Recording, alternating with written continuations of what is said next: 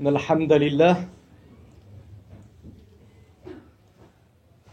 نحمده ونستعينه ونستغفره ونعوذ بالله من شرور أنفسنا ومن سيئات أعمالنا من يهده الله فلا مضل له ومن يضلل فلا هادي له وأشهد أن لا إله إلا الله وحده لا شريك له وأشهد أن محمدا عبده ورسوله يا أيها الذين آمنوا اتقوا الله حق تقاته ولا تموتن إلا وأنتم مسلمون أما بعد فقد وصلنا إلى شروط صحة الصلاة بعد أن أكملنا شروط وجوبها.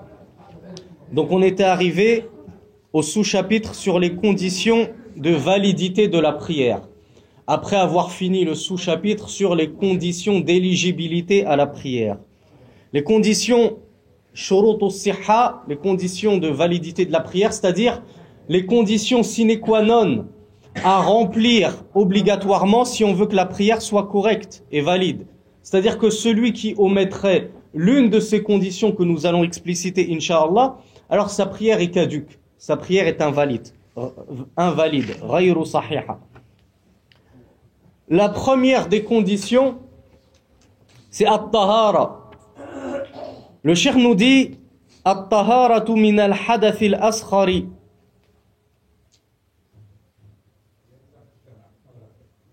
Alors je voulais justement vous poser la question, parce que si je lis, je vais vous donner la réponse.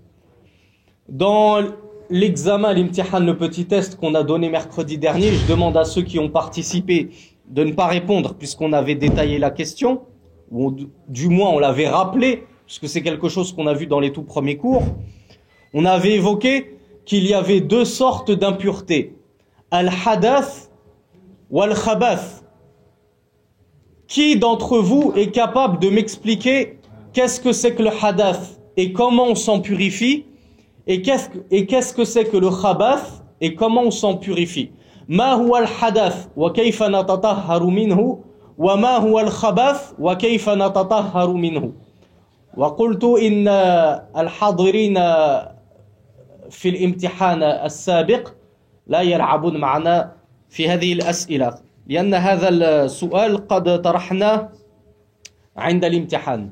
أبو بكر أتعلم ما الفرق بين الحدث والخبث وكيف نتطهر منهما؟ الحدث العلم لله. العلم لله. Ça nous avance pas. نعم.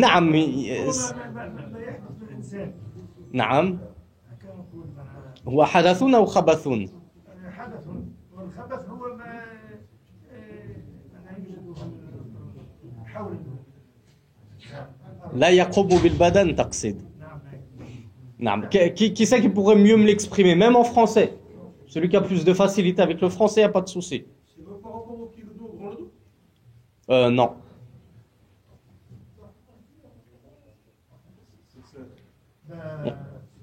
On demande à Ali ou Youssef, là, les deux intellos de la classe, qui nous prêtent secours. تفضل تفضل تفضل تفضل ولم يجد أحد. Ali, tu connais la réponse?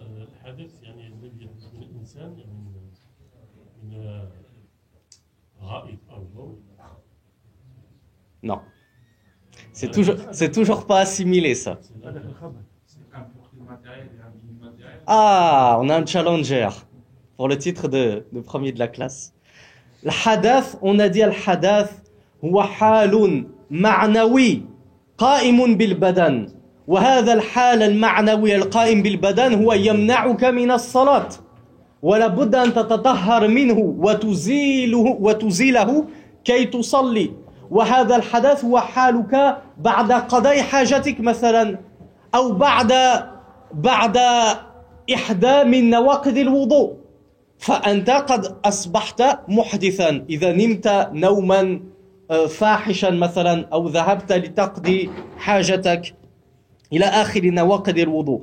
أما الخبث فهو النجاسة الحقيقية المشهودة كالغائط كما قال الأخ علي، ولكن اختلط في التعريفين.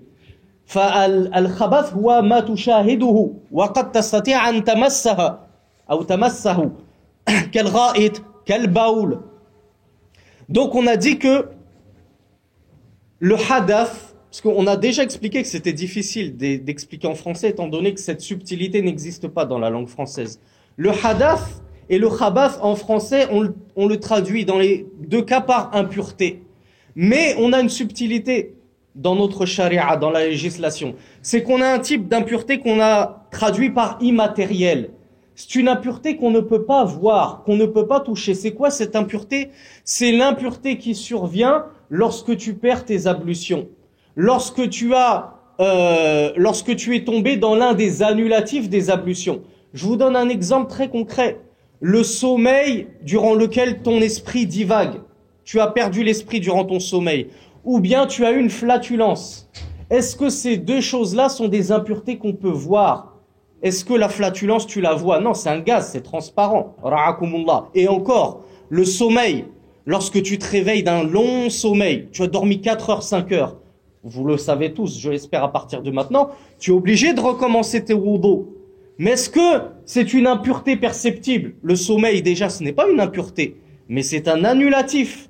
Donc c'est pour ça que cette impureté, entre guillemets, parce que je n'aime pas l'appeler impureté, mais c'est le seul mot que je trouve en français, on a appelé ça une impureté ma'nawiya, c'est-à-dire spirituelle, immatérielle. Et ce type d'impureté, on doit s'en purifier. Par quoi on s'en purifie du hadath? Par quoi on se purifie de cette impureté spirituelle immatérielle? Quelle est la solution pour s'en purifier? Voilà, c'est les ablutions, al-wudu. Et on a un autre type d'impureté en islam qui sont, elles, les impuretés matérielles, les impuretés physiques, une impureté que l'on voit à l'œil nu, que l'on peut toucher avec la main, comme par exemple de l'excrément, comme par exemple de l'urine, comme par exemple du sang, comme par exemple du vin. Ces choses-là, c'est des choses qu'on voit, qu'on peut toucher. Ça, ce sont des impuretés matérielles. Et comment on s'en purifie de ces impuretés?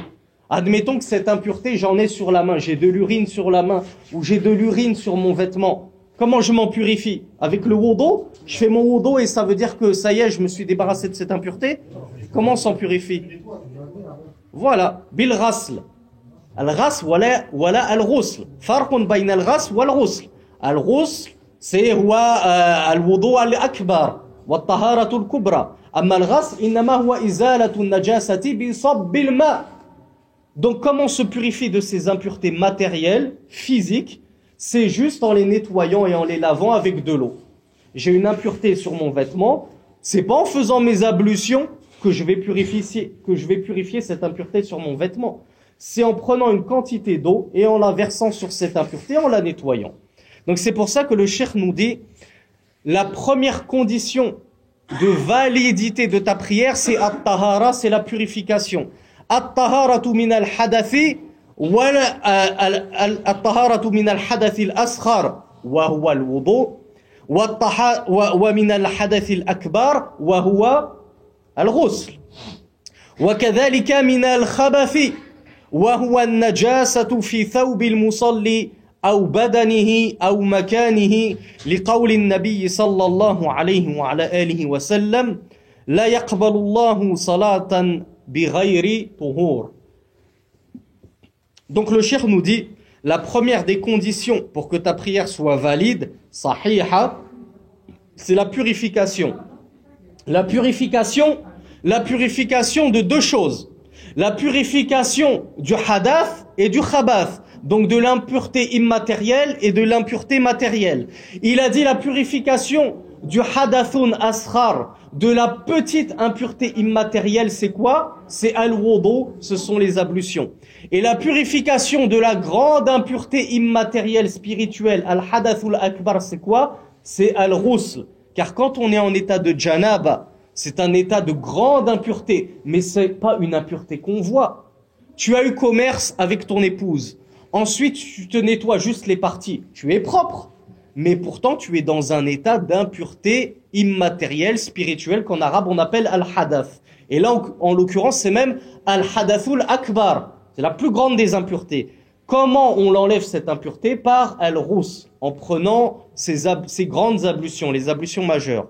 Et enfin, il faut se purifier d'un autre type d'impureté, c'est quoi? Al-khabath, c'est-à-dire al-najasat, les excréments, l'urine, le sang, toutes ces choses-là.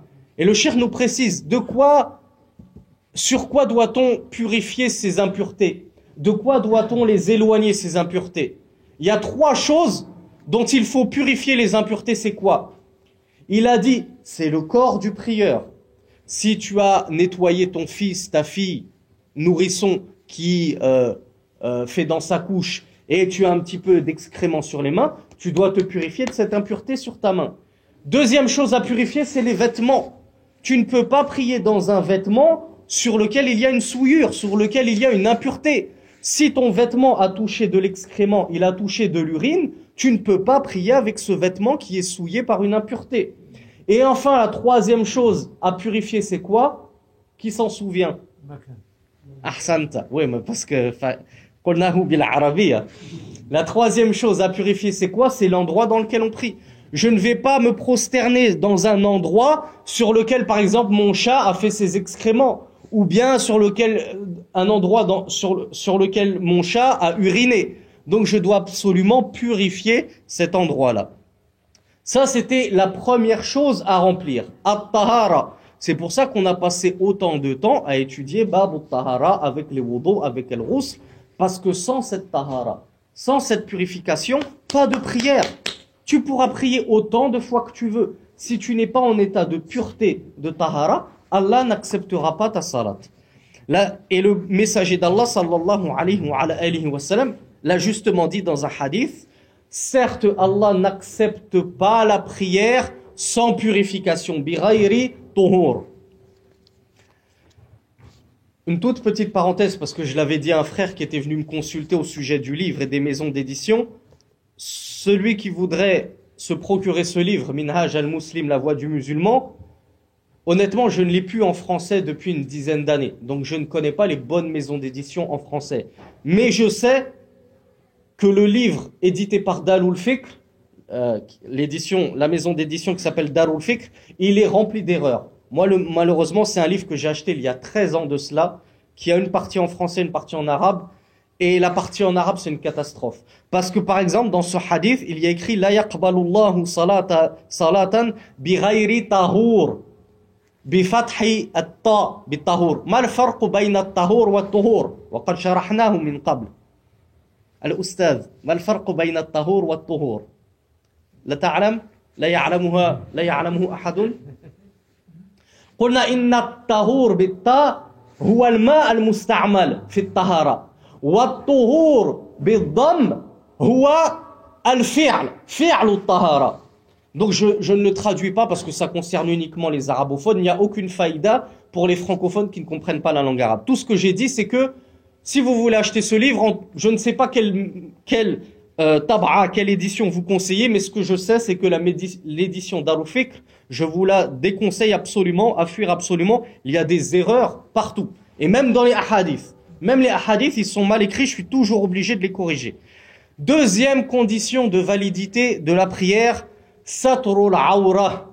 Ça, à lui seul, à elle seule, cette condition, c'est un gros chapitre.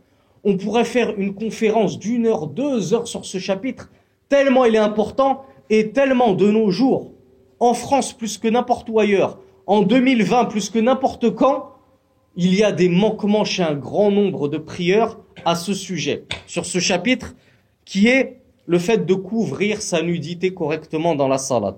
Le cheikh nous dit Satrul Awra, yani shartu thani min shuruti sihhati salat, huwa satrul Awra li qawli Allah tabaraka wa ta'ala khudhu zinatakum 'inda kulli masjid.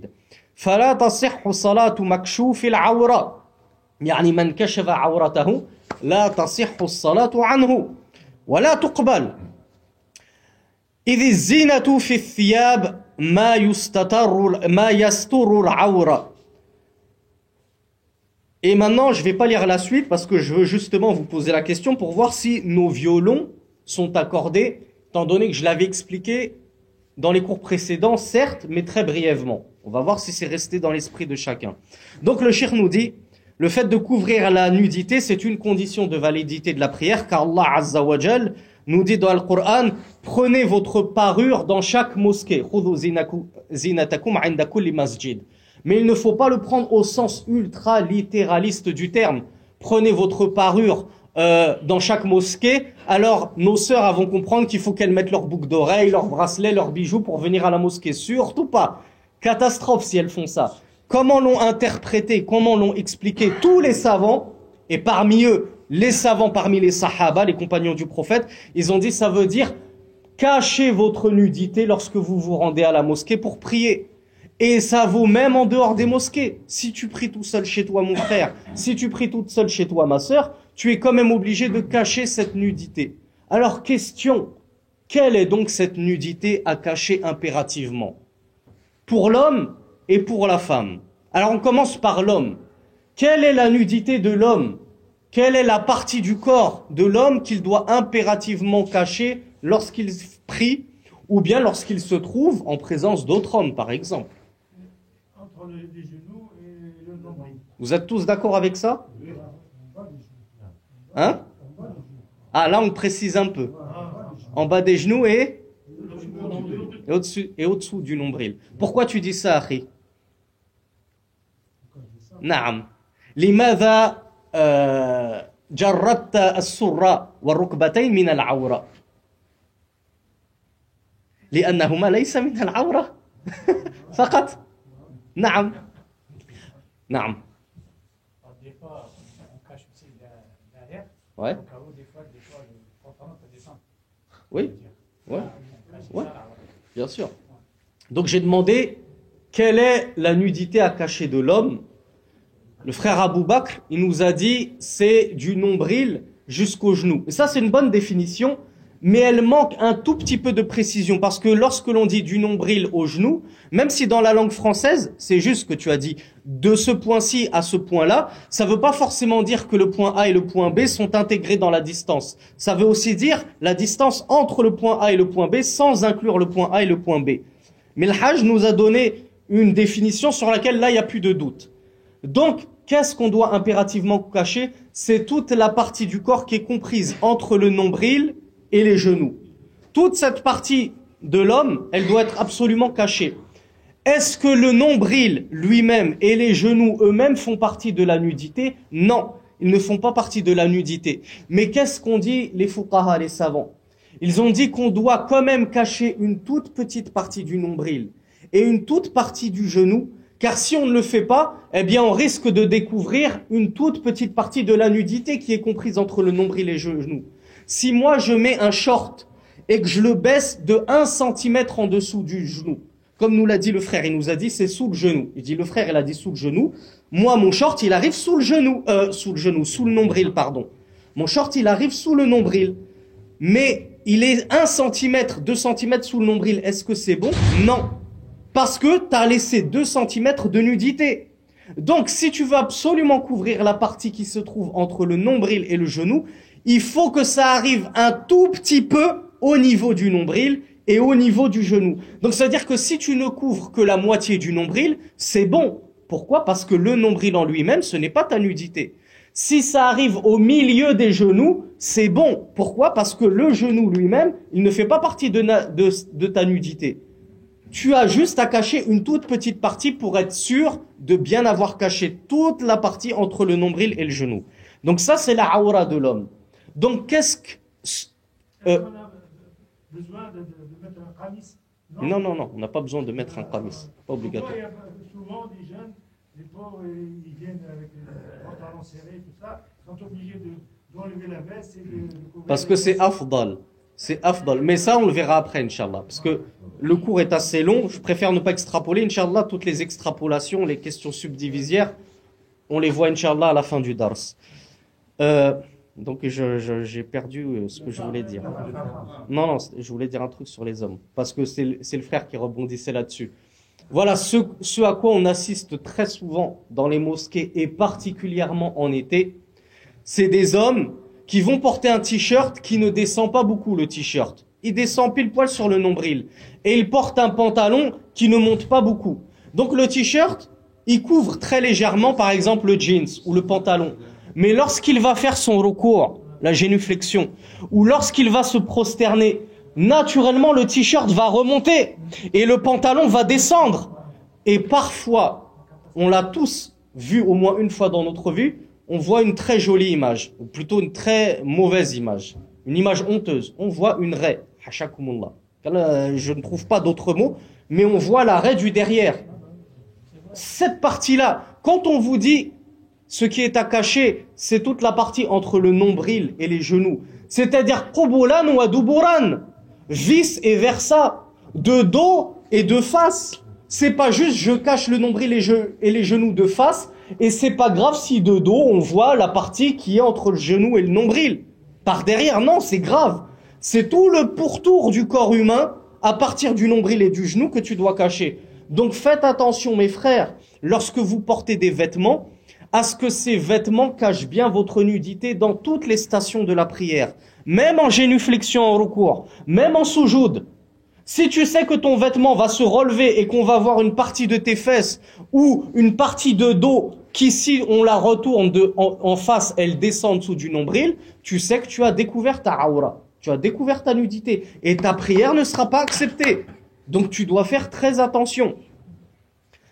Maintenant, quelle est la aura de la femme en prière?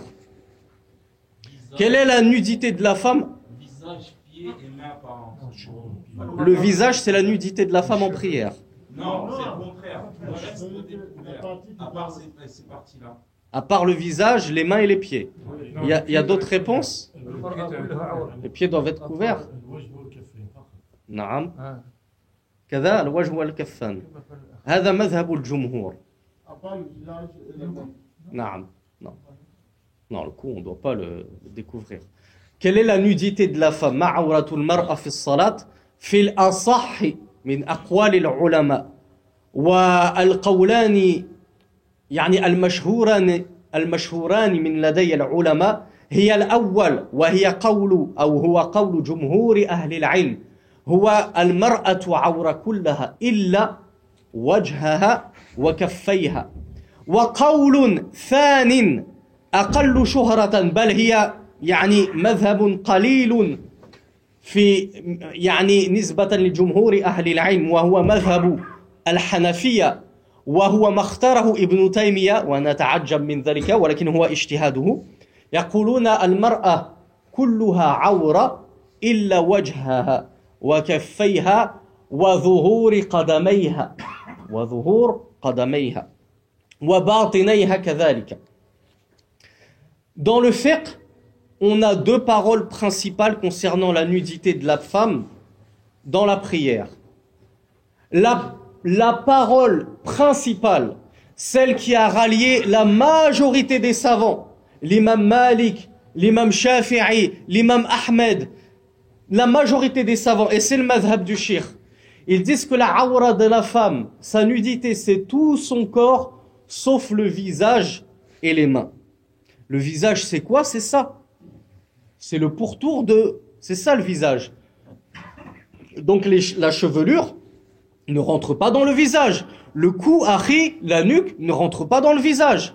Tout doit être caché sauf le visage et les deux mains. Et je le répète, les deux mains, ça ne veut pas dire les deux mains jusqu'au coude. Les deux mains, ça va jusqu'au poignet. Si ça dépasse jusqu'à la moitié du bras, c'est pas bon. Elle n'a pas caché tout son corps. Ça, c'est le premier avis. C'est celui qui a le plus de adilla, le plus de preuves. C'est celui qui m'a le plus convaincu et qui a le plus convaincu l'écrasante majorité des ulama. Mais pour le savoir, l'ilm, il y a un deuxième avis qui existe, qui est minoritaire, qui a été suivi par très peu de savants. C'est le madhab de Abu Hanifa, rahimahullah. C'est pour ça que vous trouverez peut-être chez les Hanafites, chez vos frères indo-pakistanais, leurs femmes prier pieds nus. Et cet avis a aussi été soutenu par Ibn Taymiyyah, qui lui est arrivé dans les années 700. Ibn Taymiyyah qui était un grand juriste-consulte, un grand savant qui avait des avis très pertinents.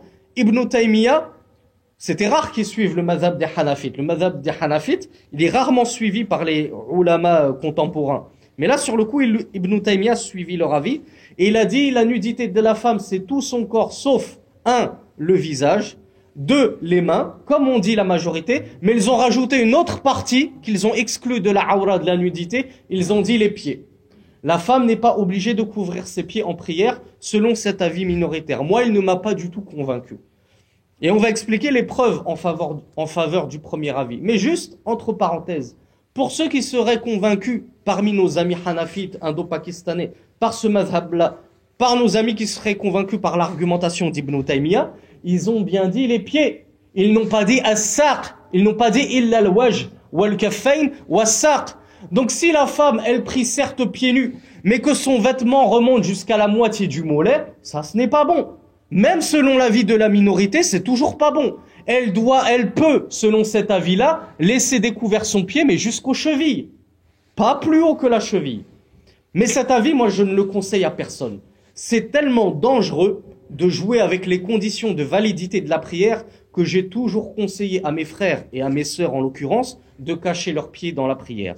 Donc le cheikh nous dit وَعَوْرَةُ الرَّجُلِ ما بين سرته وركبته وعورة المرأة فيما عدا وجهها وكفيها لقول النبي صلى الله عليه وعلى آله وسلم لا يقبل الله صلاة حائض إلا بخمار وقوله لما سئل عن صلاة المرأة في الدرع والخمار بغير إزار فقال إذا كان الدرع سابغا يغطي ظهور قدميها والحديث رواه الترمذي وحسنه وكذلك رواه الحاكم وصححه قال النبي صلى الله عليه وسلم إذا كان الدرع سابغا ما معنى الدرع ما هو الدرع ما هو الدرع Ne vous inquiétez pas les francophones, j'explique par la suite. C'est juste pour tester les arabophones. الدرع هي العباءة بالفصحى نقول عباءة بهمزة. Et je vous dis ça parce que quand j'étais en Égypte, j'étais parti pour acheter une abaya, comme vous dites les maghrébins. Et j'avais dit au vendeur, c'était un petit jeune, je lui avais dit uridu aba'atan li zawjati, je veux une abaya pour ma femme. Et je dis aba'atan parce que dans la langue arabe on dit aba'a, on dit pas abaya. Et le vendeur, le petit, s'est moqué de moi et m'a dit tu sais même pas parler arabe alors que je suis français. Bon, c'est dommage de se moquer entre nous de frères tout ça parce que soi-disant on fait des fautes. Mais je lui ai dit subhanallah, effectivement je suis pas arabophone, je suis pas arabe comme toi. Mais sache que dans ta langue arabe, on dit aba'a, on dit pas abaya. Abaya, c'est une déformation, c'est du darija. Ce qu'on appelle darija, c'est la déformation de l'arabe classique. Ça, c'était juste une parenthèse. Donc, ad-dira' huwa al-aba'a, wa sabighan yani wasi'an, tawilan, kama qala an-nabi yughatti dhuhura qadamayha, yani yanzilu aw tanzilu hadhihi al-aba'a tahta arjuliha, arjuli al-mar'a. Alors, le cheikh nous dit la nudité de l'homme, c'est ce qui est compris entre son nombril et ses genoux. Donc on le répète, les genoux et le nombril ne font pas partie de la nudité, mais il convient d'en cacher une toute petite partie pour être sûr de ne rien avoir découvert de sa nudité. Et la nudité de la femme, c'est tout ce qui est en dehors de son visage et de ses mains. Donc on rappelle, le visage c'est ça. Si elle porte son khimar ici et qu'elle laisse une petite touffe au niveau du toupet, muqaddamur ras, sa prière n'est pas bonne. Elle n'a pas caché sa chevelure. Toute la chevelure doit être cachée. De la même façon que si sa abaya est un peu trop courte au niveau des manches et qu'elle arrive à la moitié du bras ou qu'elle arrive à la moitié de la jambe, ce n'est pas bon. Elle n'a pas caché sa nudité. Le cheikh nous dit donc, la nudité de la femme, c'est tout son corps, sauf le visage et les mains. En vertu de la parole du prophète sallallahu alayhi wa sallam, Allah n'accepte pas la prière d'une femme pubère. Ha'idun, c'est la femme qui a ses règles, c'est-à-dire la femme qui a atteint la puberté. Illa bi khimar, sauf avec un khimar. C'est quoi le khimar? C'est le foulard islamique qui cache la chevelure de la femme ainsi que son cou, et qui ne laisse apparaître que le visage. Et il y a un deuxième hadith qui prouve que les pieds de la femme sont awra justement, et c'est l'un des nombreux hadiths sur lesquels se sont basés les ulama qui ont vu que la femme devait impérativement cacher ses pieds dans la prière. Et bien évidemment, si elle doit cacher ses pieds dans la prière devant son Seigneur, qui n'a hasha lillahi an yakuna lahu shahwa li makhluqatihi, si Allah qui n'a aucune shahwa pour sa création, la femme doit cacher ses pieds devant lui, vous vous doutez bien que, a fortiori, et à plus, c'est quoi l'expression? Et à plus forte raison, la femme doit cacher ses pieds devant les hommes étrangers, autres que son père, son frère. Malheureusement, combien de nos femmes, combien de nos sœurs sortent pieds nus dans la rue? Quand je dis pieds nus, c'est-à-dire avec des claquettes, des sandales où on voit tous leurs pieds parce que leur abaya, leur robe remonte un peu et on voit non seulement les pieds mais en plus une partie de la jambe. Ou alors devant les cousins. On a déjà dit, les cousins, entre cousins-cousines, nous ne sommes pas maharim. J'ai le droit d'épouser ma cousine, oui ou non? J'ai le droit d'épouser ma cousine. Si j'ai le droit de l'épouser, je n'ai pas le droit de regarder sa nudité avant le mariage. Parmi sa nudité, ses pieds. Malheureusement, on a des cousines qui nous exposent leurs graciles orteils, etc., etc. Ça pose un gros problème. Et il faut absolument expliquer à nos femmes, à nos épouses, à nos mères, que leurs pieds, c'est réservé au mari, au papa, au fils, au frère, à l'oncle, mais pas aux autres, aux non-maharim, les étrangers dans la rue ou les cousins. Et encore, je vous fais la leçon sur des pieds. Alors que la plupart des hommes, les pieds, ça sent le camembert, on n'est pas attiré par des pieds. Il y en a qui sont attirés par les pieds.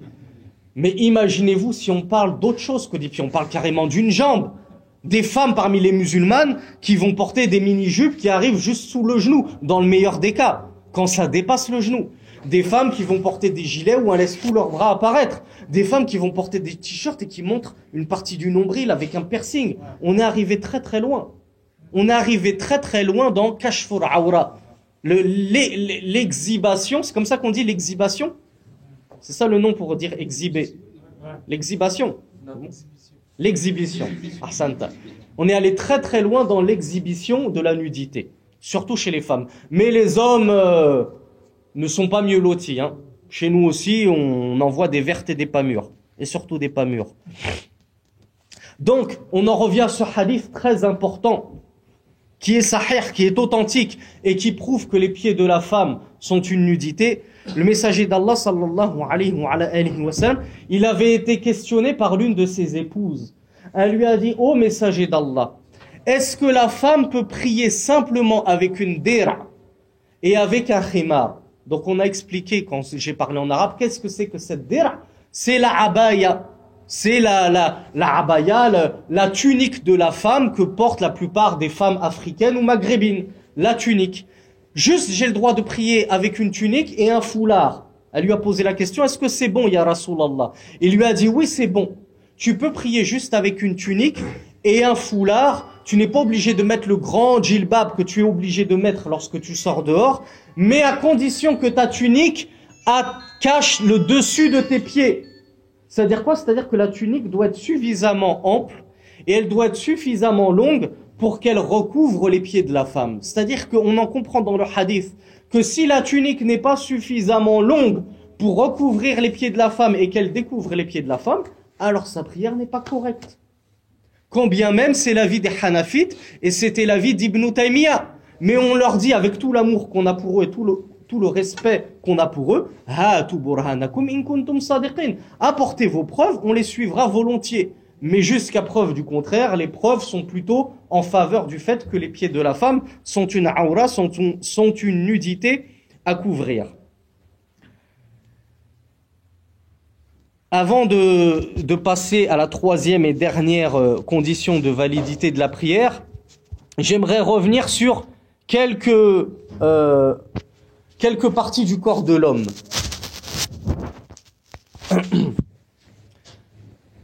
Lorsque je vous ai demandé quelle était la aura de l'homme, vous ne vous êtes pas trompé. Quelle est la nudité de l'homme? Vous m'avez tous dit, c'est entre le nombril et le genou.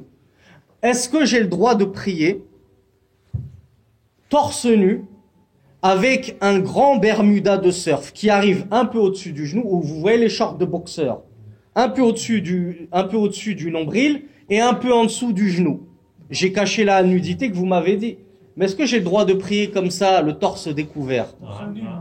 Hein? Torse nu. Ouais. Pas derrière. Non, pour moi, non. On n'a pas le droit? On a le droit? Ouais. On a le droit, c'est pas.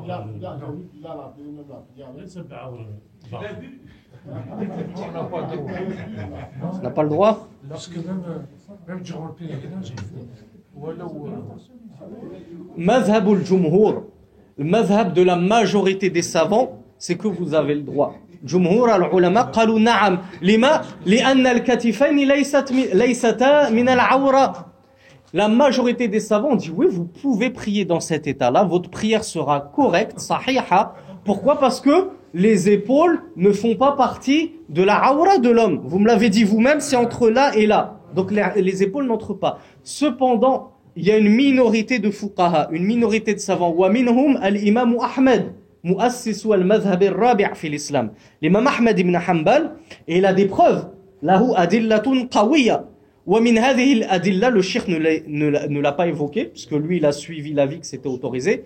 Mais l'imam Ahmed, il rapporte un hadith où le prophète sallallahu alayhi wa sallam a dit, là, et je crois qu'on l'avait évoqué d'ailleurs, لا يصلين أحدكم وليس على عاتقيه شيء.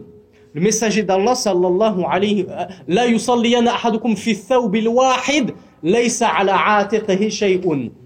Le messager d'Allah sallallahu alayhi wa sallam a dit dans un hadith que l'imam Ahmed a authentifié qu'aucun d'entre vous ne prie dans un seul habit. Par exemple, je vais prendre un drap comme au Hajj et je l'entoure autour de ma taille, comme on le fait quand on sort de la douche par exemple. Je l'entoure autour de ma taille, je reste découvert du torse, des épaules. Le prophète a dit que personne ne prie dans un seul vêtement sans qu'il n'y ait quelque chose de ce vêtement sur l'une de ces deux épaules, ou même sur les deux épaules, selon une narration. Donc le prophète, sallallahu alayhi wa sallam, a interdit de prier avec les deux épaules découvertes, ou au moins une des deux épaules découvertes, selon les narrations de ce hadith. C'est pour ça que l'imam Ahmed a dit, si le prieur, il a des vêtements qui peuvent couvrir ses épaules, et qu'il n'utilise pas ces vêtements, mais volontairement, il va mettre un drap et il va prier les épaules découvertes, il va dire sa prière n'est pas valide. Pourquoi? Parce que Rasulullah a interdit de prier ainsi.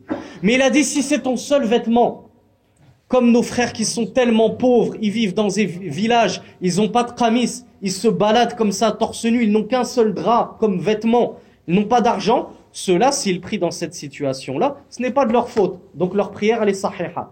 C'était juste un petit point de divergence, mais la majorité des savants, comme on l'a dit, ils ont vu que tu aies 1, 2 ou 36 vêtements, de toute façon, même si tu pries les épaules découvertes, c'est pas grave, ta salat elle est sahiha. Et ça a été rapporté de certains sahaba, ça a été rapporté de certains compagnons qu'ils avaient prié les épaules découvertes. Donc pourquoi je vous posais cette question piège en insistant sur la poitrine, le torse? Là, il n'y a pas de problème, excusez-moi, il n'y a pas de problème à ce qu'on voit les tétons. C'est pas aura, c'est pas honteux les tétons de l'homme. Le problème, il se posait sur al-katif, sur l'épaule. C'est là où la divergence est apparue chez les savants. Mais il n'y a aucun savant qui ont dit « Oh, si tu dénudes tes tétons, la prière, elle n'est pas valide. » Non, non, non, pas de souci là-dessus. Et l'autre question que je voulais évoquer avec vous. Si je prie, et on va même aller plus loin. Si l'imam prie, vous n'êtes pas concerné. Si l'imam prie la tête découverte, il met pas de shashia, il met pas de routra, il met pas de qalamsoua, il met pas de turban imama. Si l'imam prie la tête découverte, sa prière elle est bonne ou elle est pas bonne? Oui, ou c'est moitié-moitié, il doit la recommencer avec la tête couverte. Elle est bonne? Elle est bonne?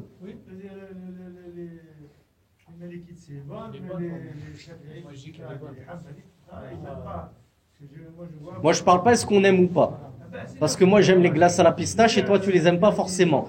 L'islam c'est pas une histoire de goût. Est-ce que c'est bon shar'an ou c'est pas bon? C'est pas bon shar'an. Il n'arrive pas à trancher. Moi je dis sa prière n'est acceptable. Je vais vous raconter une anecdote qui m'a traumatisé jusqu'à aujourd'hui encore. Quand j'y repense, je suis encore ému. C'était dans la première mosquée dans laquelle j'ai prêché lorsque je suis rentré d'Égypte. C'était à la mosquée du Blanc-Ménil, Masjid al-Tawhid. Et je revenais, je crois, de chez mes parents. Donc j'étais habillé à la française, à l'occidentale, moderne. J'ai juste mis très rapidement un qamis et je me suis rendu à la mosquée parce que je devais diriger la Asr et faire un cours juste après la Asr. Donc j'avais pas eu le temps de chercher ma shashia chez moi, sinon j'aurais été en retard. Donc je suis parti comme ça juste avec un qamis. J'étais pas la tête couverte. Donc j'ai prié comme ça, je leur ai fait la prière. Et juste au moment où j'allais diriger, il y a le mu'adhin derrière moi qui me montre une shashia qu'ils avaient accrochée juste à côté du... Comment ça s'appelle ça? Le mihrab. Juste à côté du mihrab. Il y avait une shashia accrochée. Et j'avais pas tilté pourquoi ils accrochaient une shashia. Maintenant, je comprends mieux. Et il me montre cette shashia. Alors je lui ai dit, ah non, c'est bon, là-bas, j'en ai pas besoin. Si je la voulais, je l'aurais mis. J'ai pas besoin qu'on me rappelle qu'il y en a une. Mais je l'ai pas mal pris. Je pensais que c'était juste, il voulait me faire plaisir en me disant, voilà, il y a une shashia, n'hésite pas. J'ai compris après qu'en fait, c'était un âme qui m'ordonnait de mettre la shashia. Moi, j'avais pris ça comme une proposition. Donc, j'ai prié comme ça. À la fin, et c'était en plein Ramadan. C'était en plein Ramadan. Un mois sacré, durant lequel yumna'ul jidal. On est d'accord. Il n'est pas bon de se bagarrer, de se quereller pendant le mois de Ramadan. Après la prière, il y a une personne qui est venue. Il m'a agressé en darija, comme vous le savez maintenant, vous commencez à me connaître, je ne comprends pas le darija. J'ai appris que l'arabe littéraire. Il m'agresse en darija. Alors je lui ai dit, Al-Hajj, la uhsinu darija, la afham. Takallam bil arabiya ou bil faransiya. Alors malheureusement, chez certains maghrébins et égyptiens, parce que moi je l'ai surtout vu en Égypte, quand on leur dit ça, ça les rend fous. Quand on leur dit takallam bil arabiya ou bil faransiya, ils ont l'impression qu'on les insulte, qu'on insulte leur darija. Alors que moi c'est juste pour l'expliquer, je ne parle pas le dialecte, parle-moi en arabe classique, si tu veux que je te comprenne. Mais eux, quand on leur dit takallam bil arabiya, ils ont l'impression qu'on leur dit que tu parles soniqué ou chinois, alors que pour eux, ils parlent arabe. C'est juste que c'est un arabe déformé que moi je ne comprends pas, c'est pas de ma faute. Moi, personne ne me l'a appris, le darija. Donc, il s'est acharné encore à m'insulter en darija. Alors, je ne comprenais pas, je lui disais, expliquez-moi en français, je ne comprends pas ce que vous voulez. Il a pris sa shashia et il me l'a écrasé sur le crâne, avec vigueur, avec force. Il m'a donné un coup de poing avec sa shashia pour me l'enfoncer sur le crâne. Et il me montrait que, voilà, c'était comme ça. Donc ensuite, les fidèles, ils ont mis du temps à réagir. Hein. J'espère que si un jour j'ai un souci comme ça, vous me défendrez, les frères. Parce que personne n'a bougé. En plein Ramadan, personne n'a bougé. Et c'est à la fin, quand je lui ai dit, je lui ai répondu, Kama amarana Rasulullah, inni sa'im. Je voulais pas rentrer dans son jidal. Je lui ai rendu sa shashia. Et je lui ai dit, Indi mi'at, ou ashrat min ash-shashia fil bayt. Law aradtu an usalliya biha la fa'alt. J'en ai une dizaine de shashia de toutes les couleurs à la maison, vous l'avez peut-être remarqué. Si je voulais prier avec une shashia, je l'aurais fait. J'ai pas attendu que tu m'expliques comment prier. Donc je lui ai dit gentiment. Donc il a repris sa shashia, il m'a encore insulté, il est parti. Et c'est seulement lorsqu'il est parti que les fidèles m'ont traduit tout ce qu'il avait dit, pourquoi il s'est énervé, et qui m'ont expliqué que voilà, il te disait que c'est pas autorisé pour un imam de prier sans shashia. Allahu Akbar. Quel est ce madhab? Allahu a'lam. Et après, il y a eu un autre événement où pareil, je rentrais de chez mes parents et c'était en été. C'était en été, j'avais visité mes parents. Quand je visite mes parents, ma mère est française. Elle est pas très chaude pour la barbe, pour les qamis, tout ça. C'est pas sa tasse de thé. J'évite de la froisser. Quand je vais chez elle, je m'habille comme elle aime. Tant que c'est shar'i, tant que ça couvre ma nudité, il y a aucun souci. Donc, lorsque je devais la quitter et filer à la mosquée, j'avais juste une gandoura chez moi, à portée de main. J'avais pas le temps de chercher un qamis. Une gandoura, c'est-à-dire, vous savez ce que c'est un qamis avec les manches courtes. Et généralement en col en V. Alors, j'ai mis cette gandoura. Non, c'était pas une gandoura, en fait. C'était un qamis. Et les manches, je l'avais acheté quand j'étais jeune, donc les manches, elles étaient trop petites. Ou alors au lavage, ça avait rétréci. J'avais tellement honte que mon qamis, il m'arrive à la moitié du bras, je l'ai retroussé légèrement pour que ça fasse effet gandoura. Que ça fasse comme si c'était un qamis manche courte. J'ai prié comme ça la salat, et juste après, le muadhin me dit, mais c'est quoi ces imams qui prient la tête découverte, qui prient avec un qamis manche courte? Mais aïna al-mushkila, subhanallah. Atufriduna ala, wala aqsid al-imam, atufriduna ala an-nas, an yusallu kama shi'tum antum, ألم يحدد الله سبحانه وتعالى ورسوله حدود العورة بدقة وانتظرناكم لكي نعلم هل الصلاة مكشوف الذراعين باطلة عند الرجال من قال بذلك.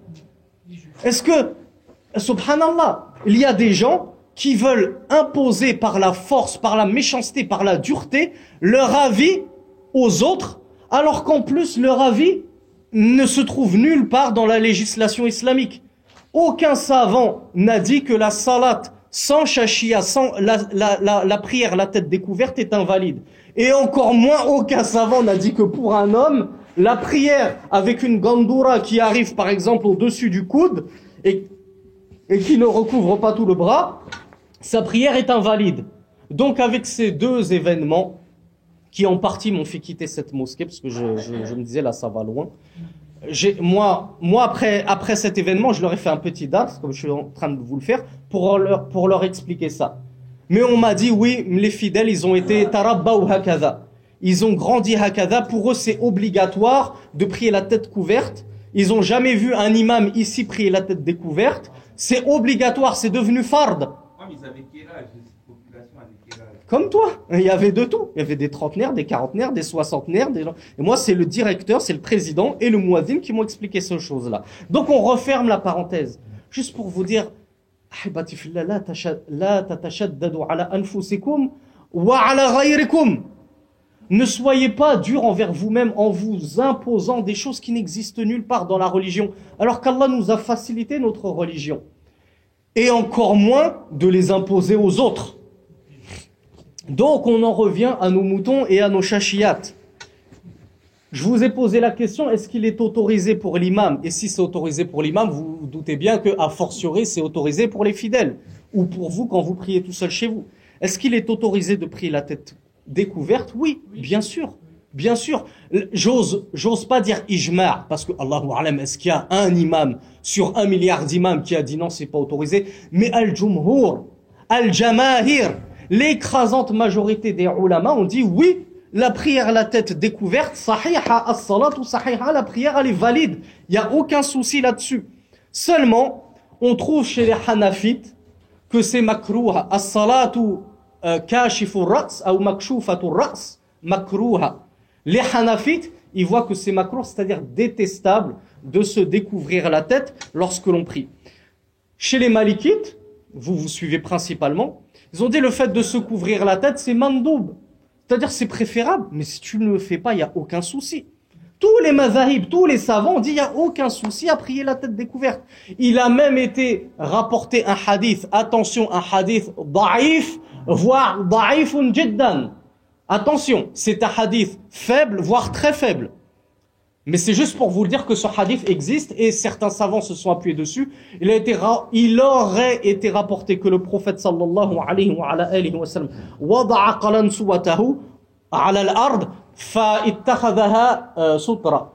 Il aurait été rapporté dans un hadith très faible que le prophète aurait retiré sa qalansuwa, son chapeau, l'a posé par terre et s'en est servi comme une sutra. Vous savez ce que c'est que la sutra? C'est ce qu'on pose devant nous pour que personne ne passe devant nous, entre notre sutra et nous, dans la prière.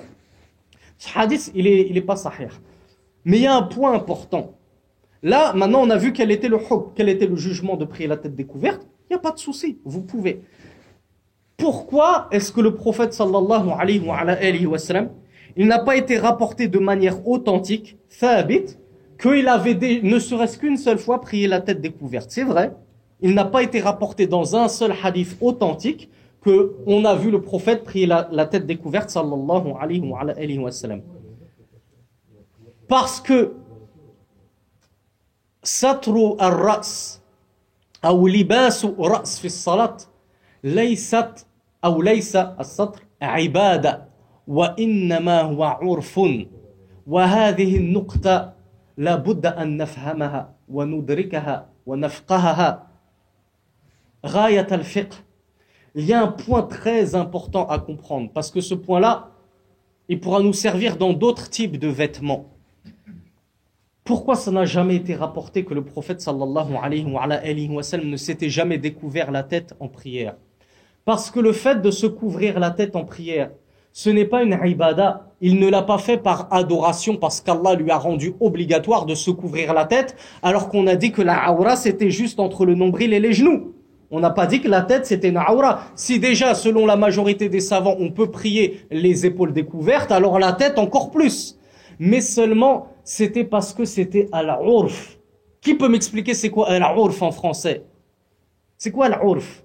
C'est l'habitude. Voilà, c'est la coutume des gens, les traditions des gens, les habitudes des gens. Et dans notre religion, respecter al-urf, respecter la coutume, les traditions des gens du pays dans lequel on se trouve.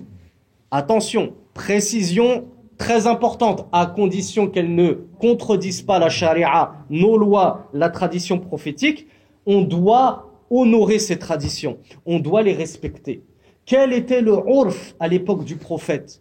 Al-urf, ala ahdi nabi sallallahu alayhi wa ala alihi wa sallam, an la yamshi ar-rajulu fi ash-shari' wa huwa makshufu ar-ra's. Ça faisait partie, kanu yarawna dhalika min su'il adab. À l'époque du prophète sallallahu alayhi wa alayhi wa sallam, il voyait le fait de marcher dans la rue la tête découverte comme un manque de bon comportement, comme une marque d'incivilité. Quelqu'un qui marchait comme ça, on disait mais sa mère elle l'a pas éduqué, c'est un manque de respect. Il le vivait comme un manque de respect dans la rue. Alors si c'était un manque de respect dans la rue parmi les hommes, vous vous doutez bien que lorsque l'un de ces Arabes allait rencontrer Allah dans sa prière, il n'allait pas se découvrir la tête. Si c'était un manque de respect devant ton frère de te découvrir la tête, devant le Seigneur du monde, il ne pouvait pas se découvrir la tête. Donc pourquoi il ne se la découvrait pas? Non pas parce que c'était un wajib, ou un rukn, ou un fard min fara'id as-salat, walakin innama kana urfan. Ce n'était pas parce que c'était une obligation de la prière, c'était parce que c'était leur tradition. Et Al-Sheikh Atiyatu Saqr, rahimahullah, min ulama al-Azhar, أصدر فتوى له في السنة 97 وبين خطورة وأهمية العرف في شريعتنا وبين هذه المسألة وقال إذا كنت في بيئة العرف يقتضي أن تلبس أو تغطي رأسك في الناس في الشوارع فكذلك افعل في صلاتك. أما إذا اقتضى الأحوال في بيئتك والعرف في بيئتك أو رأى أن تغطية الرأس مكروه أو من سوء الأدب فلا تفعل ذلك في الشوارع عند الناس وكذلك لا يجب عليك أن تفعله في الصلاة لأنك في بلد entre guillemets العرف يقتضي المندوب المستحب عندهم أن تكشف عن رأسك. وما هو العرف ها هنا في فرنسا؟ هل هو كشف الرأس أو ستر الرأس؟ أيوة. Donc je récapitule en français. Mais c'est préférable de couvrir en hiver. Ouais. Le Cheikh Atiyatu Saqr, rahimahullah, jazakallahu khayran, qui faisait partie d'un des piliers de Al-Azhar, Jami'atul Azhar al-Sharif, de la grande université islamique d'Al-Azhar, dont je suis très modestement diplômé. En 97, il a émis une fatwa où il a explicité cette question de la plus belle explication. Mais d'autres savants l'ont dit. C'est pas juste les ulama d'Al-Azhar qui ont dit ça, même des salafis, comme Ibn Uthaymin, tiennent exactement les mêmes propos. Ce qui prouve que si d'une tendance à une autre on trouve les mêmes propos, c'est qu'ils sont justes. Qu'est-ce qu'il a dit à Atiyatu Saqr ou bien Ibn Uthaymin? Ils ont expliqué que si tu te trouves dans une région, dans un pays, où ce n'est pas la coutume, ce n'est pas les bons comportements de te couvrir la tête devant les gens, alors ne te couvre pas la tête devant les gens. Et alors si tu rentres dans la mosquée de ce pays, tu n'es pas obligé de te couvrir la tête puisque la majorité des gens qui sont dans cette mosquée ne se couvrent pas la tête. D'ailleurs, vous êtes combien? 1, 2, 3, 4, 5, 6, 7, 8, 9, 10, 11, 12, 13, 14, 15, 16. Vous êtes la moitié à vous couvrir la tête et l'autre moitié à ne pas vous couvrir la tête. Donc, comment est-ce qu'on pourrait dire ici en France, c'est le urf, c'est de se couvrir la tête? C'est faux. Et en plus, vous êtes maghrébins. Dans vos pays, peut-être que ça se fait, c'est la sunna, c'est la coutume. Mais maintenant que vous êtes là en France, pour la moitié d'entre vous, vous ne le faites pas. Wa la haraj. La haraj. Il n'y a aucun grief. Pourquoi? Parce qu'en France, c'est perçu comme un mauvais comportement de se couvrir la tête. Lorsque vous allez, par exemple, on va prendre juste l'exemple de l'école. Nos enfants, quand ils vont à l'école publique, par exemple, quelle est la première chose qu'on leur demande? Quelle est la première chose qu'on a demandé à nous, les jeunes? Hein, Harry, quand on allait au lycée, tu retires ta casquette, tu retires ton chapeau. La première chose, pourquoi? Parce que pour eux, se couvrir la tête, c'est un manque de respect envers le corps professoral, envers les professeurs, envers le directeur.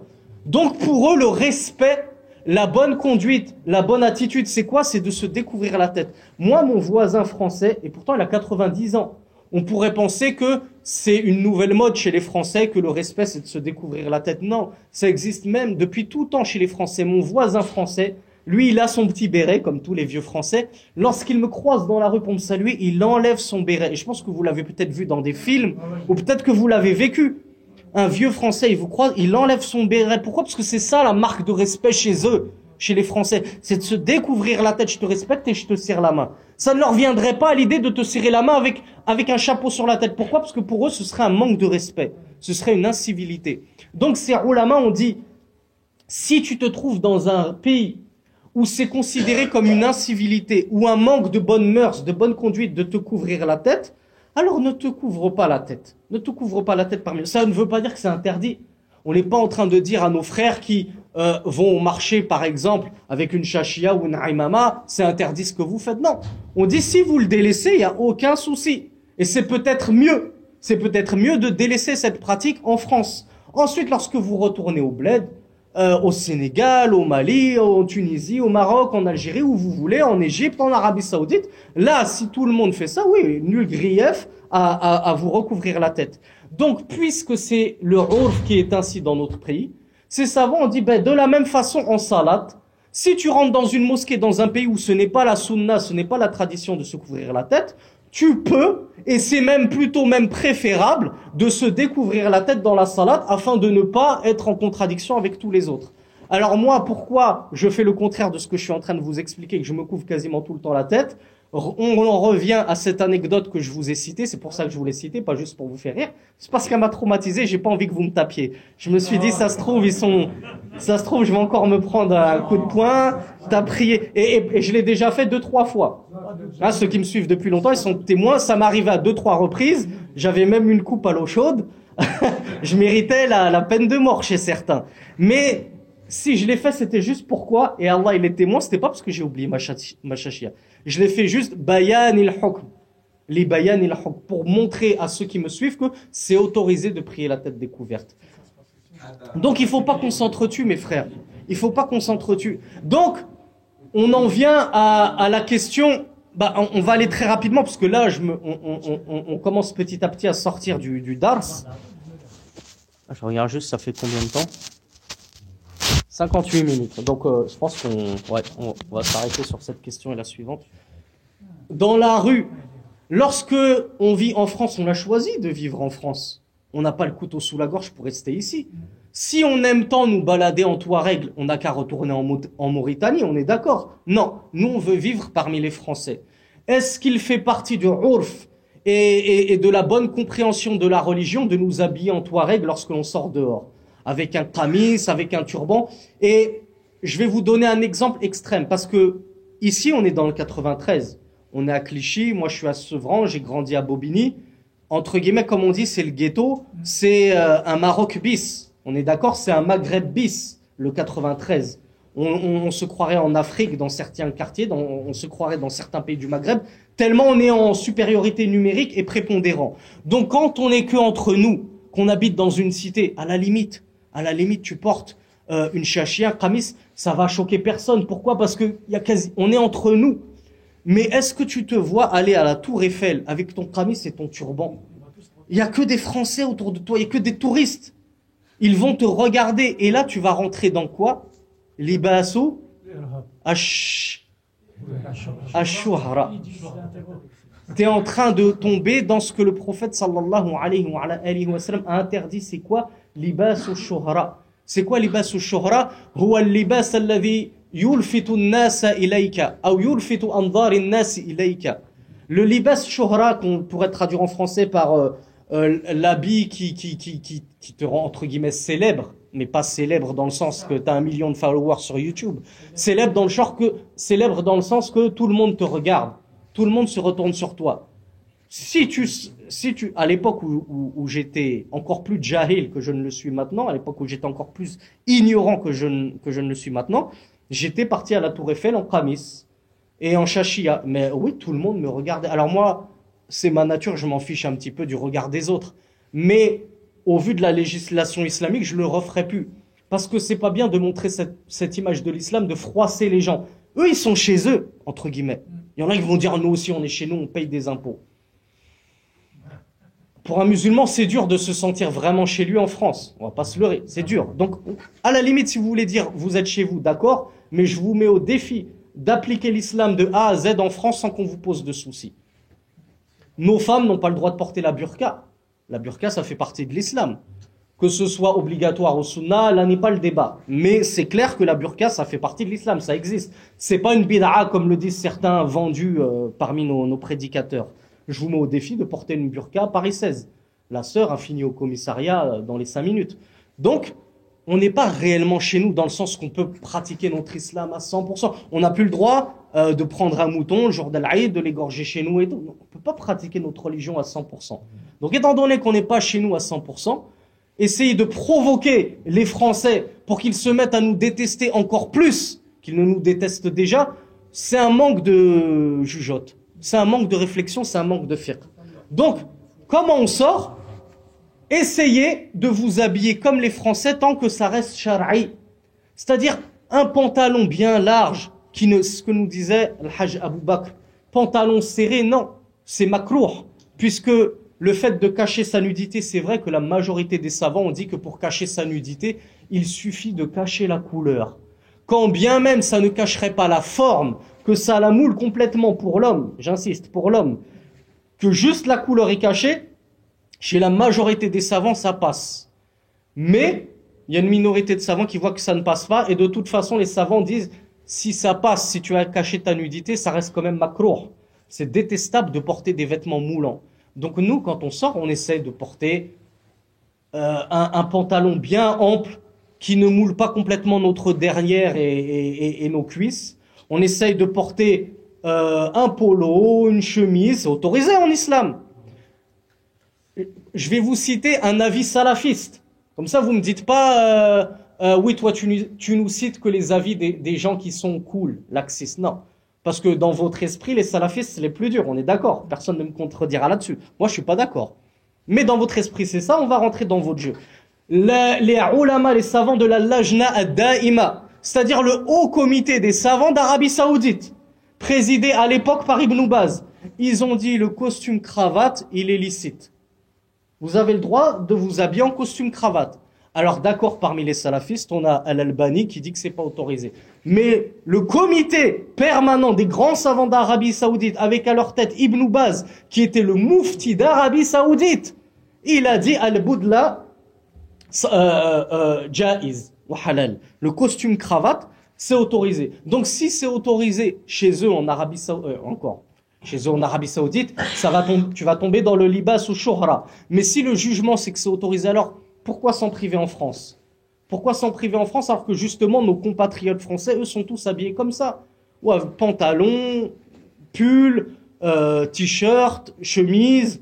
Vous pouvez vous habiller à la française, comme on l'a dit, à partir du moment où on ne contredit pas notre religion.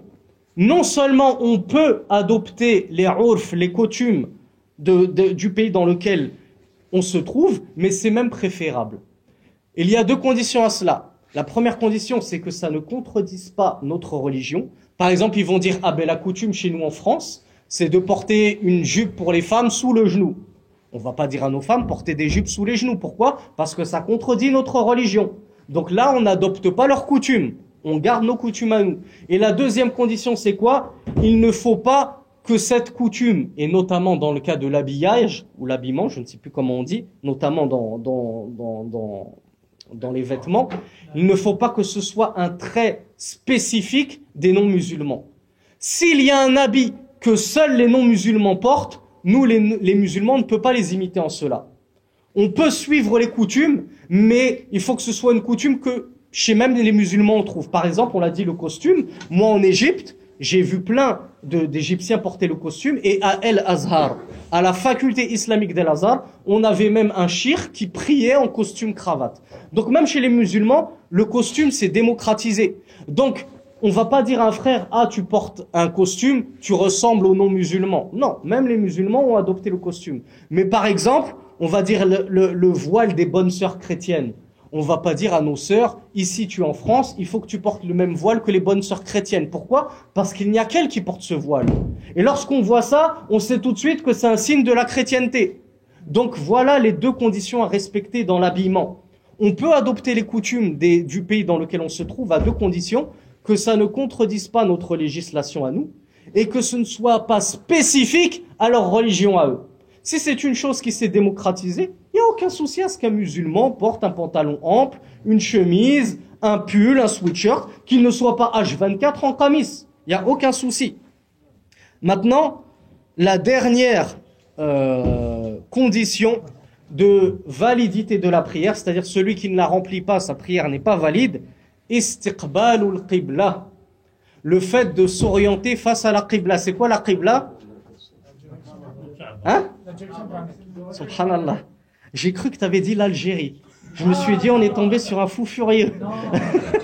Parce que je sais que les Algériens, ils aiment leur pays. Hein. Et ça aurait été magnifique qu'un frère me dise l'Algérie. La qibla, l'Algérie. Direction Wahran, bezapt. Excuse-moi de t'avoir mal entendu. Non. Donc la qibla, on a bien dit, c'est Al-Kaaba. La Kaaba, al-Musharrafa, la maison sacrée à la Mecque. On est obligé, dans notre prière, de nous diriger vers la Qibla, notamment les prières obligatoires. Le cheikh nous dit, إِذْ لَا تَصِحُّ صَلَاةٌ لِغَيْرِهَا. Aucune prière n'est correcte si vous priez face à autre chose que la Qibla. لقول الله سبحانه وتعالى وحيثما كنتم فولوا وجوهكم شطرا, en vertu de la parole d'Allah subhanahu wa ta'ala, et où que vous soyez, dirigez-vous, c'est-à-dire dans votre prière, dirigez vos visages face à la qibla. Allah subhanahu wa ta'ala, il a dit shatra. ما معنى شطرة؟ يعني شطر القبلة. ما معنى شطر القبلة؟ non, الجهة. الشطر فسره العلماء بالجهة. ماذا نستفيد من ذلك؟ نستفيد، وكذلك قال أكثر العلماء، أن الباعد عن القبلة لا يلزمه إصابة عين القبلة، بل يلزمه اتجاه القبلة. ومنهم وجمهورهم قالوا اتجاه القبلة هو ما بين المشرق والمغرب، يعني كل ذلك اتجاه القبلة. إذا علمت أن القبلة في الشمال مثلا فاتجاه القبلة كل ذلك ما لم تستدبر القبلة. Bon, je vais lire la suite après et j'explique tout de suite en français. Donc le cheikh nous dit, il a cité un verset qui dit, Allah Azza wa Jal a dit, et où que vous soyez, dirigez-vous en direction de la qibla. Allah, il a employé le mot shatra, en direction. Je vous ai posé la question dans la langue arabe, ça veut dire quoi shatra? Tu m'avais dit quoi, Ali? Il y a des frères qui ont dit c'est le centre. Tu voulais dire aynul qibla, c'est-à-dire il faut vraiment qu'on soit pile poil en face de la qibla au degré près. Ah, je vais pas vous mentir, hein. Il y a une petite minorité de savants qui ont vu cet avis. On parlait de Sheikh Al-Albani. Sheikh Al-Albani, il voit qu'il faut vraiment être pile poil devant la qibla. Si bien sûr on la connaît, on sait que la qibla elle est là, j'ai pas le droit de prier légèrement à sa droite ou légèrement à sa droite. Mais la majorité des savants voient que c'est pas la qibla en elle-même qu'il faut viser pile poil, c'est la direction de la qibla.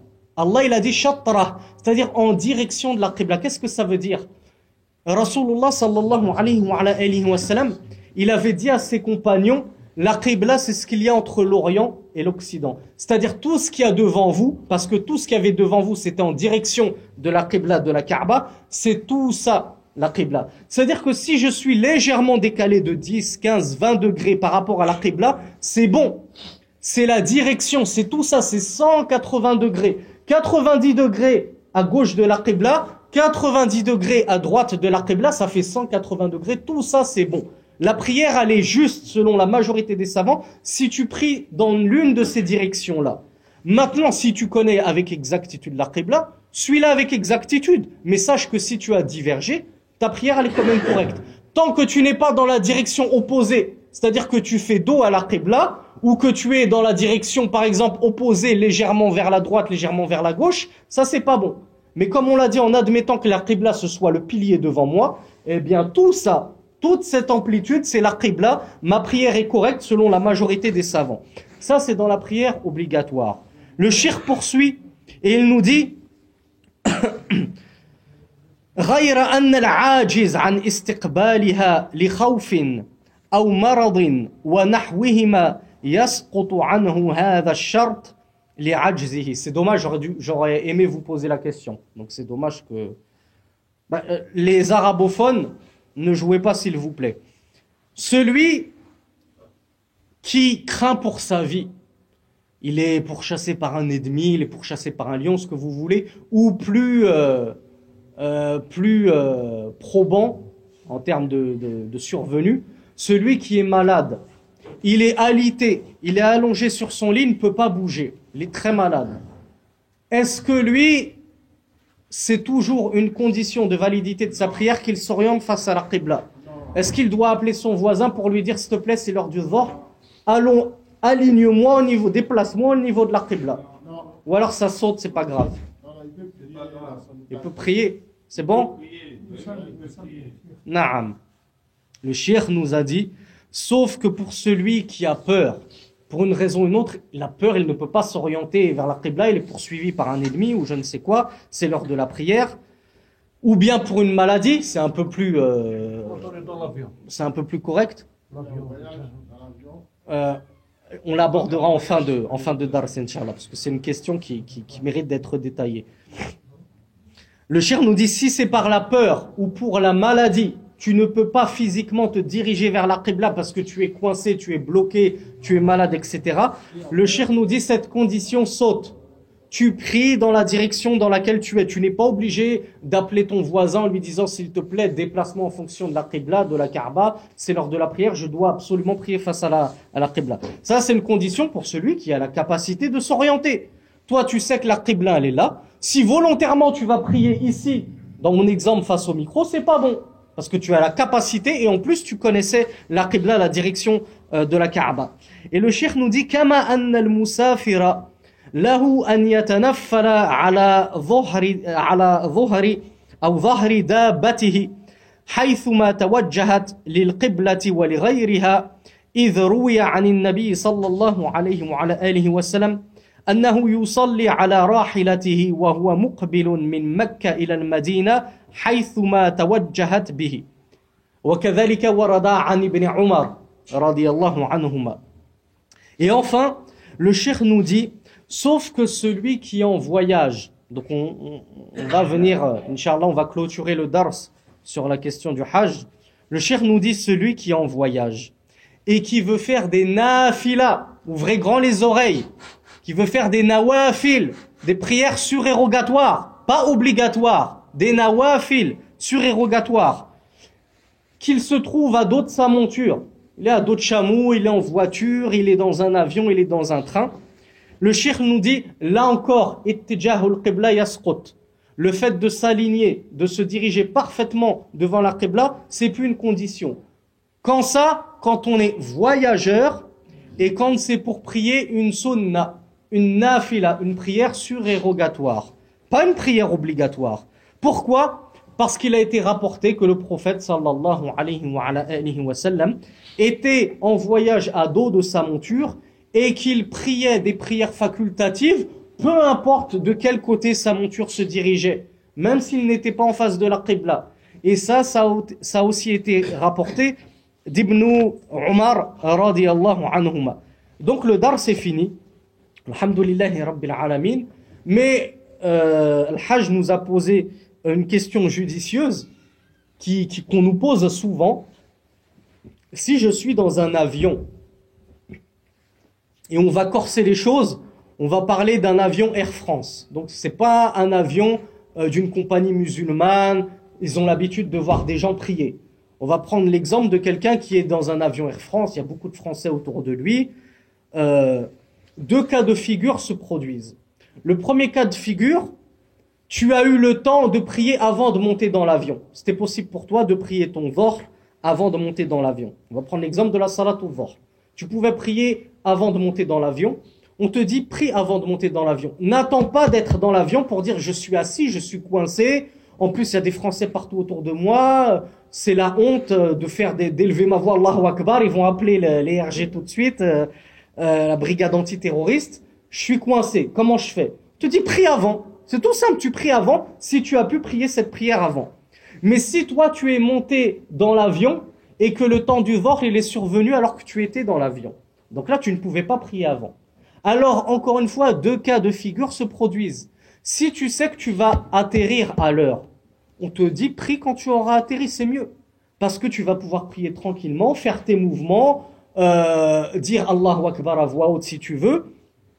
Tu pries une vraie prière normale. On est en train de parler du dhuhr, une prière obligatoire. Donc si tu sais que tu vas atterrir dans les temps, repousse ta prière et prie dans son temps après avoir atterri avec une vraie prière. Maintenant, dans le cas extrême, le troisième cas extrême de figure, tu es monté dans l'avion, c'était pas encore l'heure du dhuhr. L'heure du dhuhr est arrivée alors que tu étais à 2000 km au-dessus des cieux. Et tu sais que tu as un voyage jusqu'aux États-Unis. Donc il va durer 7 heures, 8 heures de vol. Forcément que tu vas rater ton dhuhr si tu ne pries pas dans l'avion. Et tu vas même rater ton asr, puisque c'est 8 heures de vol. Donc qu'est-ce que tu fais? Là, effectivement, tu es obligé de prier dans l'avion. Tu ne peux pas dire je retarde ma prière et je prierai à l'heure du Aïcha et je rattrape toutes mes prières. Non, c'est pas autorisé. Tu pries dans l'avion. Pourquoi? Parce que le temps est plus sacré que les mouvements de la prière. Pourquoi? Parce que le temps, rien ne l'excuse. On n'a pas le droit de sortir la prière de ces deux temps.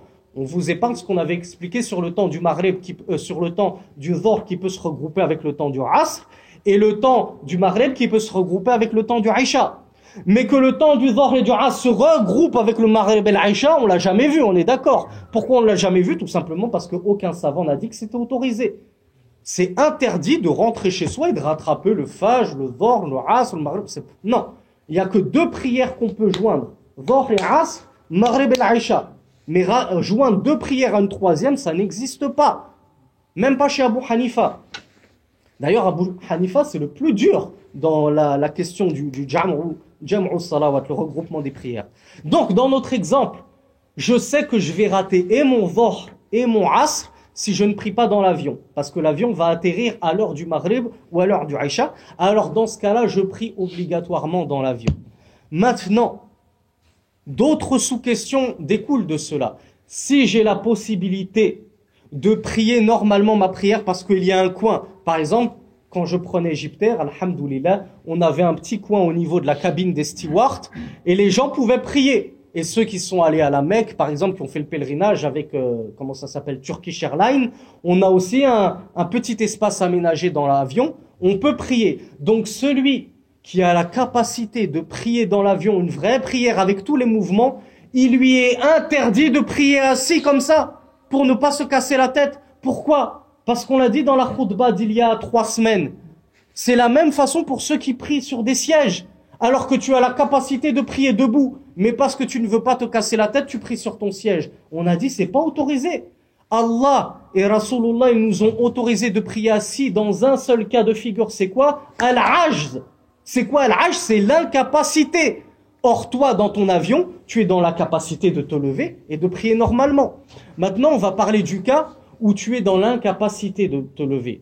Par exemple, le chef de cabine, il a dit à ses hôtesses, interdiction de se lever, on est dans une zone de turbulence et tout, personne ne se lève. Si pour une raison ou une autre, vous n'avez pas le droit de vous lever, ou bien que par exemple, il n'y a pas de coin aménagé, il n'y a que le couloir entre deux rangées de sièges, et c'est dans les lois de l'avion, c'est interdit de boucher le passage parce que les stewards ont besoin de ce passage pour circuler, parce qu'il peut y avoir quelqu'un qui a besoin de ce passage pour aller se rendre aux toilettes. Donc dans ce cas-là, tu es considéré comme quelqu'un qui ne peut pas prier debout, puisque tu n'as pas le droit de te lever sur ce passage-là, et il n'y a aucun endroit aménagé dans l'avion. Tu es vraiment coincé, tu as fait tout ce qui était en ton pouvoir. Comme l'a dit Allah subhanahu wa ta'ala, fattaqullaha mastata'tum. Ana attaqaytu Allah mastata'tu. Aradtu an aqum famastata'tu. Aradtu an usalli fi mawdi'in khas في الطائرة لم يوجد هذا الموضع فاتقيت الله ما استطعت فأعدلوا إلى الصلاة جالسا. Donc dans cet extrême cas de figure où je n'ai pas le droit de me lever et j'ai pas d'endroit aménagé pour faire ma prière, je n'ai pas le droit de prier entre les deux rangées de sièges, alors là et exceptionnellement là, je peux prier assis. Parce que j'ai écumé et épluché tous les moyens possibles avant d'arriver à cette extrême limite. Donc qu'est-ce que ça veut dire, mes frères?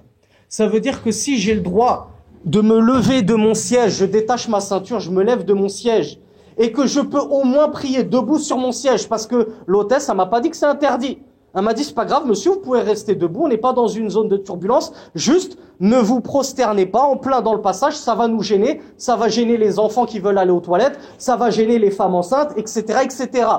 Et il n'y a pas un petit carré à côté de la cabine des stewards pour prier.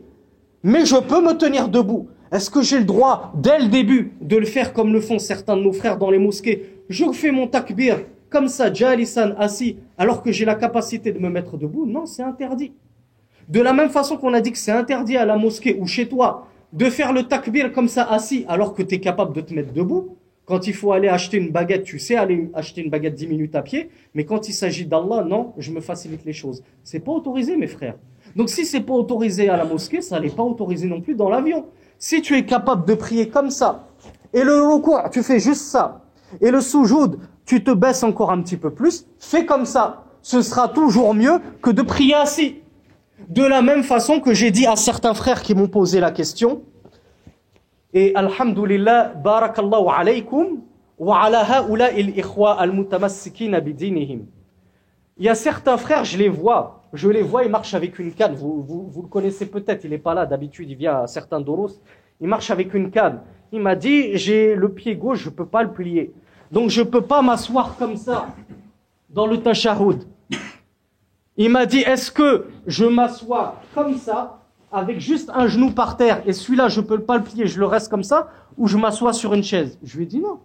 Tu ne peux pas t'asseoir sur une chaise si tu es capable de t'asseoir comme ça et de poser au moins un genou par terre. Parce que Rasulullah sallallahu alayhi wa sallam, comme il a dit, on l'a évoqué dans la khutbah, umirtu an asjuda ala madha kam sab'a. Al-an indi wahid. Wahid khayrun min sifr. Ou sifr wahid min khayrun min wahid. Ou plutôt on va dire deux. Là, combien j'ai de parties en contact avec le sol quand je prie assis? Quand je fais mon soujoud comme ça, combien j'ai de parties en contact avec le sol? Sur une chaise, j'en ai deux, pied droit, pied gauche. Comme ça, j'ai combien de parties? Les deux pieds et mon genou droit. J'ai déjà 3 parties. Poser 3 parties sur le sol pour faire mon soujoud, c'est mieux ou en poser que 2? Tu peux poser 3 parties, tu poses 3 parties. Si je peux poser 4 parties sur le sol, sur 7 hauts, j'ai été ordonné de me prosterner. Si je peux faire mon soujoud comme ça, je me suis prosterné sur mes 2 pieds et sur mes 2 genoux, ça fait 4. Alors que tout à l'heure sur ma chaise, j'en avais que 2. Donc si je suis capable de m'asseoir comme ça, j'ai pas le droit de m'asseoir sur la chaise. Si je suis capable de poser une main, je pose la main en soujoud. C'est pas je dis, oh, c'est l'archouma, tout le monde va me regarder dans cette position bizarre. Subhanallah. Tu as honte des gens, mais tu n'as pas honte d'Allah. Tu fais ton possible, mon frère. Et donc il y a 2 personnes qui m'ont dit ça. Le frère, il est venu devant moi, il m'a dit, est-ce que je peux m'asseoir comme ça dans le tashahhud? Je lui ai dit, barakallahu alayk.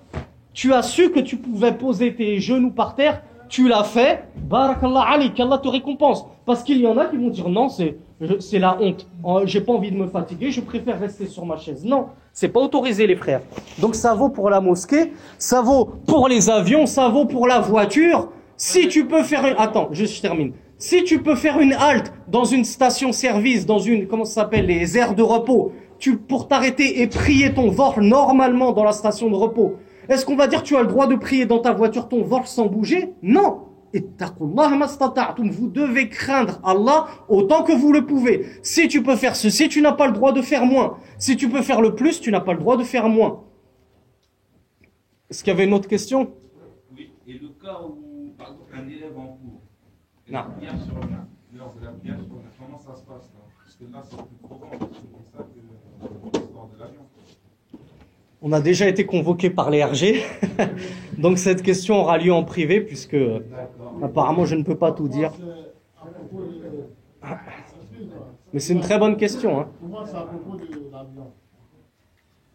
Comment, Akhimoussa? C'est à propos de l'avion. Naam. Oui, parce que vous avez dit tout à l'heure qu'un musulman doit être discret. Je ne veux pas que tout le monde te regarde. Et si je suis dans Air France, où je me trouve dans une compagnie, tout le monde est français, est-ce que le problème, le fait de me lever, parce que moi, réellement, ce que vous dites, moi j'ai pris dans l'avion, mais je ne me lève pas. Parce que je ne veux même pas que les gens me regardent. C'est pas parce que j'ai honte, mais voilà, je limite au moins un peu. Pas que tout le monde est là. Non, j'ai compris. Moi, je me lève dans l'avion, que tout le monde est français. Atakhsha an-nas wa la takhsha Allah. Allah Azza wa Jal qala lin-nabi sallallahu alayhi wa ala alihi wa sallam Atakhsha an-nas wa la takhsha Allah. Est-ce que tu crains les gens et tu ne crains pas Allah? Tu as plus honte de désobéir à Allah en priant assis plutôt que de courroucer un petit peu tes voisins de table? Non. Si tu peux, même si c'est une compagnie où il n'y a que des Français, tu fais ta prière normalement tant que tu n'en es pas interdit. Si le steward te dit non monsieur c'est interdit, alors là tu respectes leur loi. Mais si tu peux, il vaut mieux qu'il te regarde bizarrement plutôt que Allah lui te regarde en colère. D'accord? Donc je vais vous laisser tranquille les frères parce qu'il ne vous reste que 10 minutes. Moi aussi j'aimerais bien prier ma ratiba du Maghrib. Alhamdulillahi Rabbil Alamin wa salatu wa salamu ala nabiyyina al-karim. وجزاكم الله خيرا وفقكم الله وإياي وإلى اللقاء إن شاء الله السلام عليكم ورحمة الله وبركاته